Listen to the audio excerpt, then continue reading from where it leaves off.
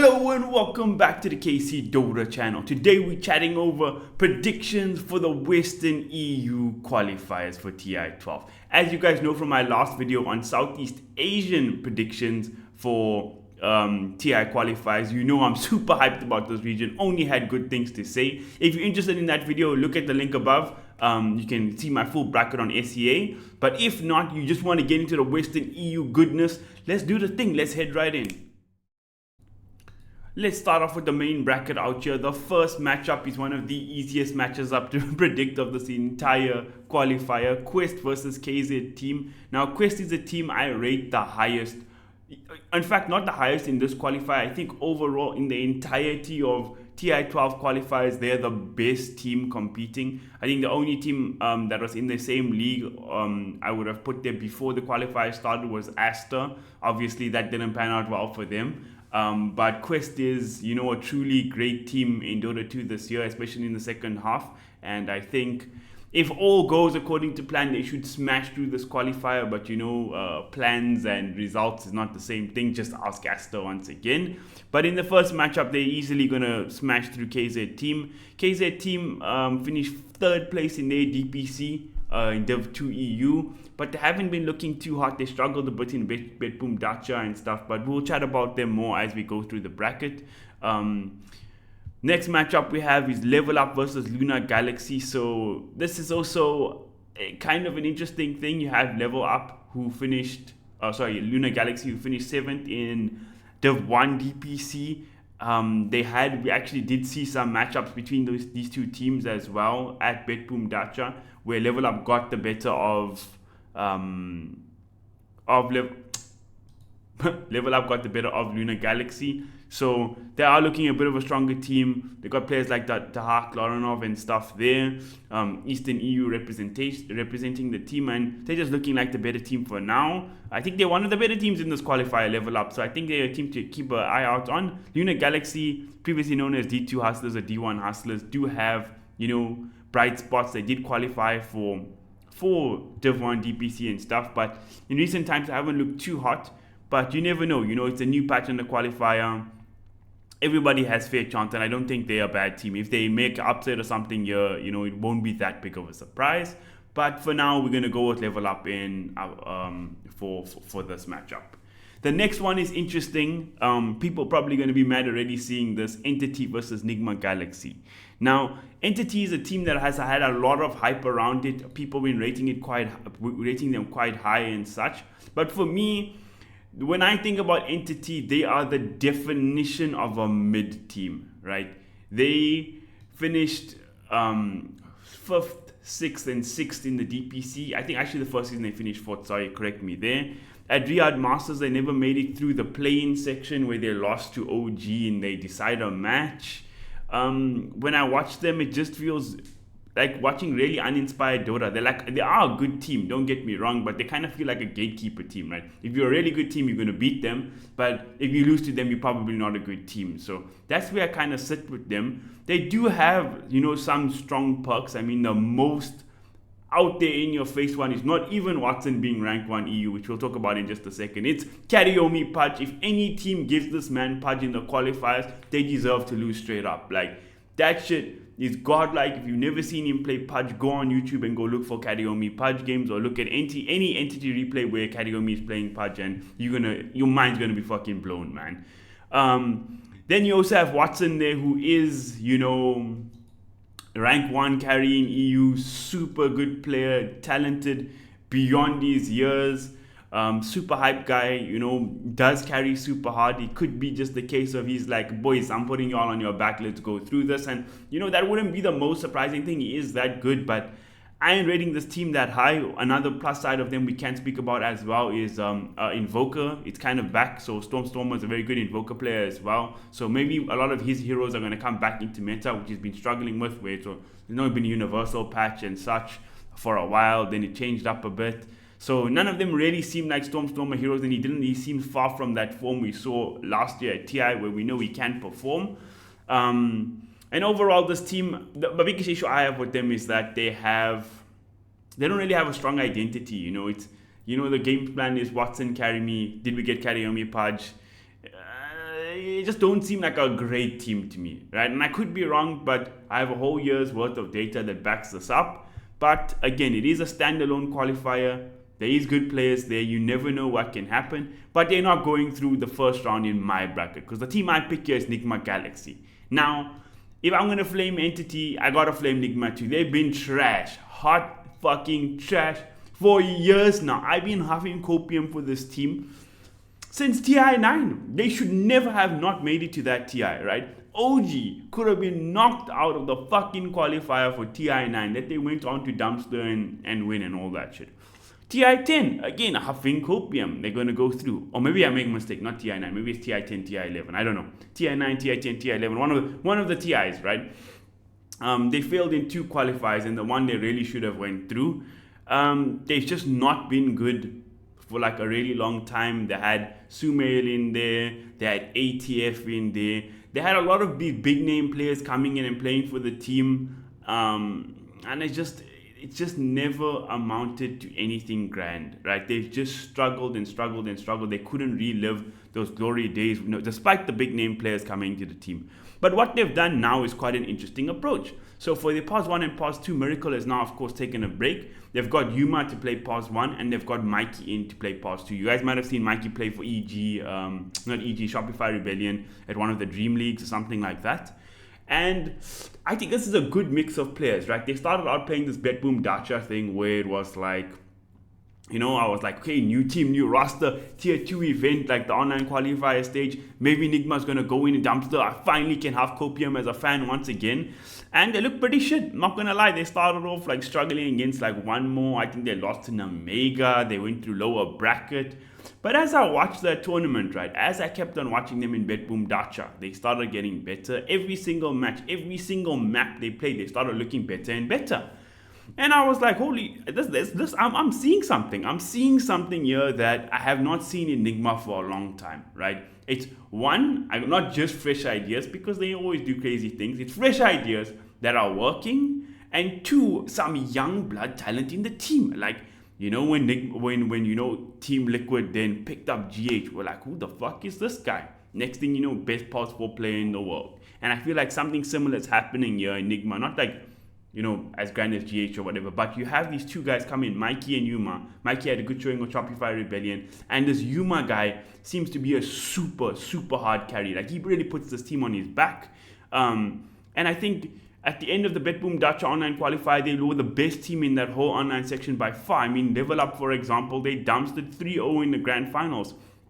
And the thing that makes me rate this team highly and why I'm hype about them is that they show consistent progression. Like, it's like watching an anime, protagonist. You start off the series, they're getting slapped up by anybody, but every fight they get into, they're just powering up, they're getting stronger. And I know it sounds like copium huffing, but this was a good team. Like, go watch their games at Dacha. They pick interesting. They have this big core in Yuma to play around. Mikey can play a sacrificial role. I've watched him play a game with Husker. It was 0-6, but he still initiated every single fight going first. And the old man core of GH, Kuroki, and Mind Control is looking good, man. They're actually looking real solid. Like, Kuroki had some big games on Enchantress where he carried. MC, even with the nerf to Beastmaster, he's still like almost first phase banned material how good he is. Nature's Prophet is back in the patch. And GH, man, is GH, you're never gonna ever catch me saying a bad thing about him. So I'm pretty hype on Nigma Galaxy, and the reason, I'm talking about them long here, but I just want to give the preface is that, okay, we got a long bracket. Leave Nigma, leave bracket. I think they're gonna win Entity, and let's go to the next matchup. The next one is like the real, if you're watching round 1 of Western EU qualifiers and you don't have OG Secret on your stream day 1, right? Y'all done fucked up. Right? Because these 2 teams have been, quite frankly, extremely disappointing this year. Like, straight up. Like, there's been nothing really great to see out of either of them for the entire season of Dota 2. But, well, I guess there was that OG at Berlin where Mind Control stood in. That was a pretty good tournament from them.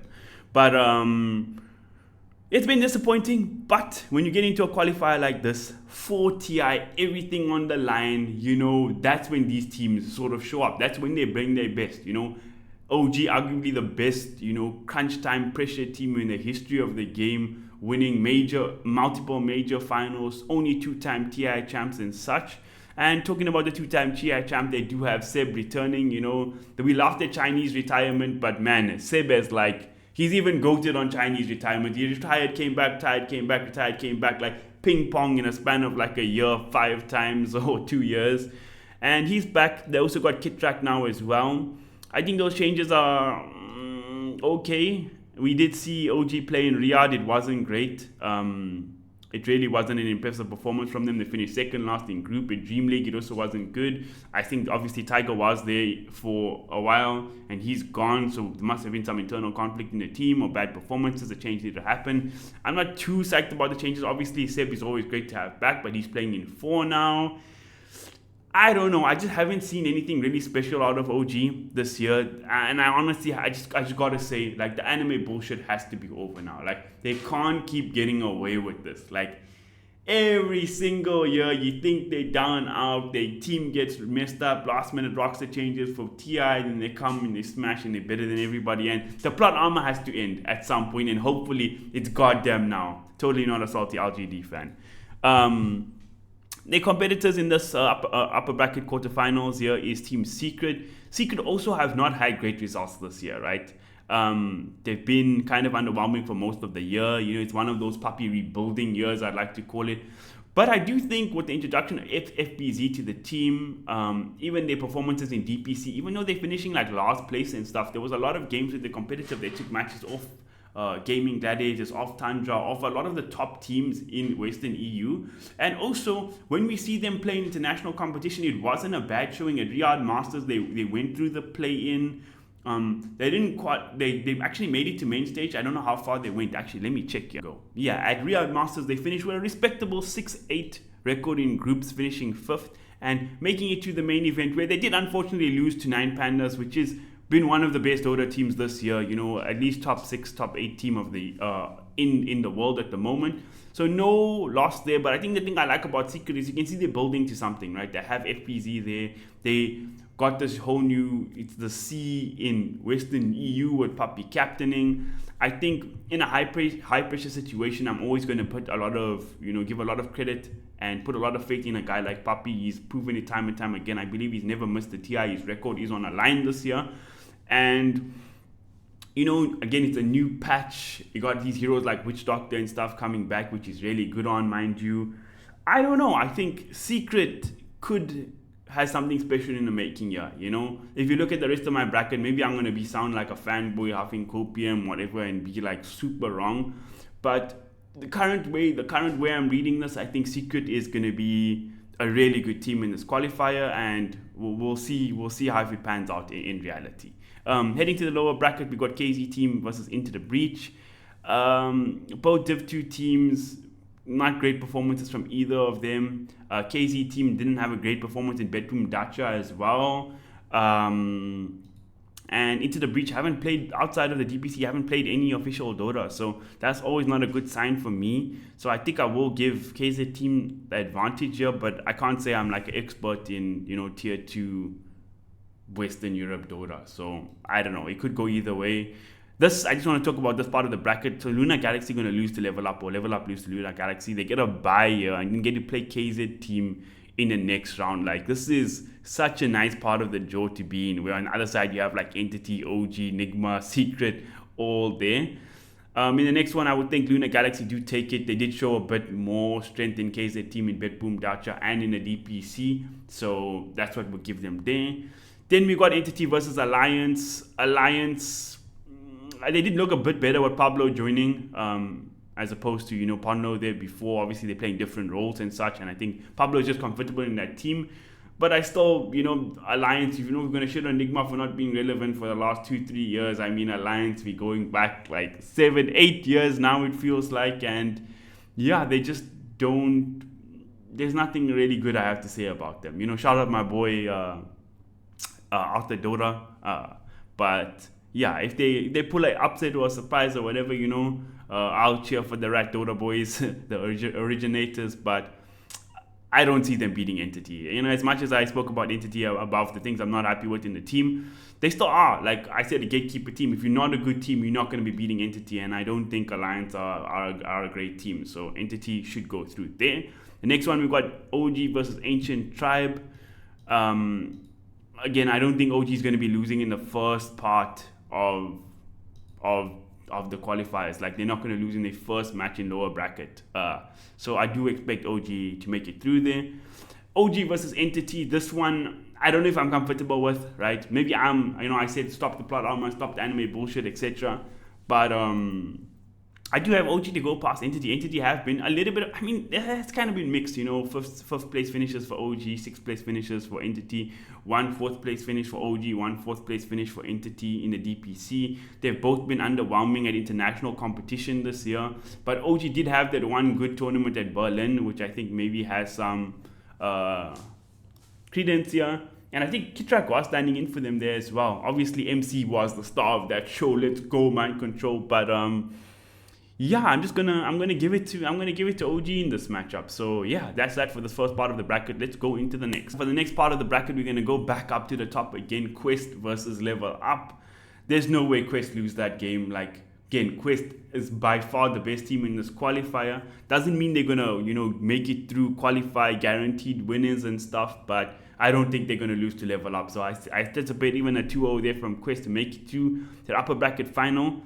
And then we got a spicy one here. We got Nigma Galaxy versus Team Secret. This one I'm torn about, genuinely, right? Honestly speaking, right? Let me hide my power level for Nigma a bit. But if Secret does what I think they're going to do, if they do the puppy things and stuff, I think they should win this upper bracket match. But I also don't think it's a bad thing for Enigma to lose this match, because as you can see in my draw here, it's the anime power up. They're on that protagonist journey where they get beaten down but they get back up again. So I think this will be a character building loss for Enigma Galaxy. They'll lose this game to Secret, but they're gonna rise up. They're gonna do the thing in the lower bracket. So in the lower bracket we have, I think, who is it here? It's Luna Galaxy versus Nigma Galaxy. Nigma should win that. Honestly, if the bracket was a bit different, Luna Galaxy shouldn't even be here. But it is what it is. It could be KZ team. It could be Into the Breach. Who knows? Makes it up there. But I think Nigma Galaxy should cruise through that match. And then the next one we have Level Up versus OG. This could be interesting. Level Up again have shown to be a decent-ish team, but if we're going to put OG through against Entity, I think we have to put them through against Level Up as well. Unless Level Up really, pun not intended, Level Up, I think OG should take that.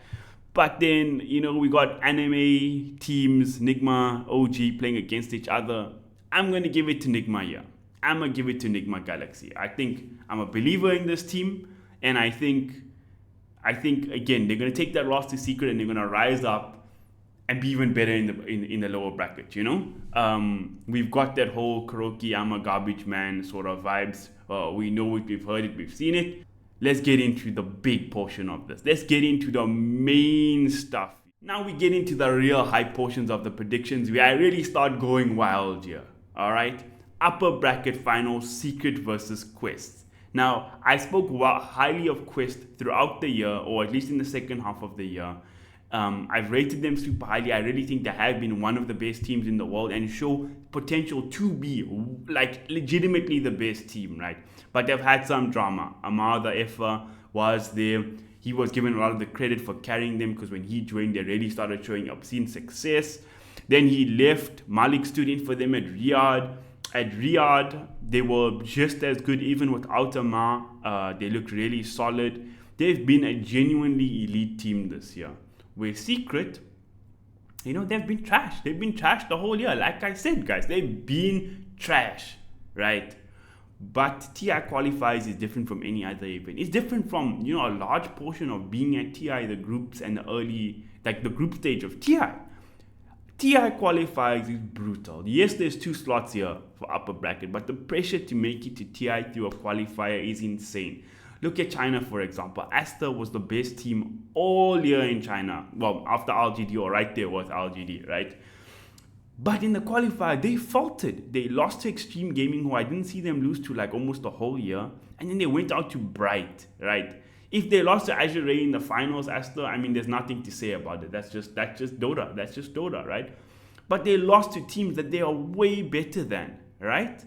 And we could see something similar here. This is where experience, this is where the cool, calm mentality comes into. And now Quest are playing with a new offlaner again in Toby.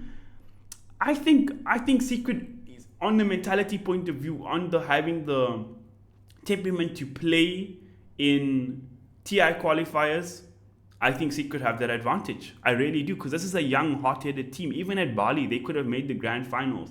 Quest, but they showed that inexperience. Liquid, with their veteran presence, went in and beat them. Now, obviously, Liquid is a different caliber of team than Secret here. Now, I'm not comparing the two, but, you know, to have that experience, to do crazy things in games that where the pressure is highest, I'm going to give that to Team Secret. And this is only my second boldest prediction for this video, because the next one is even crazier.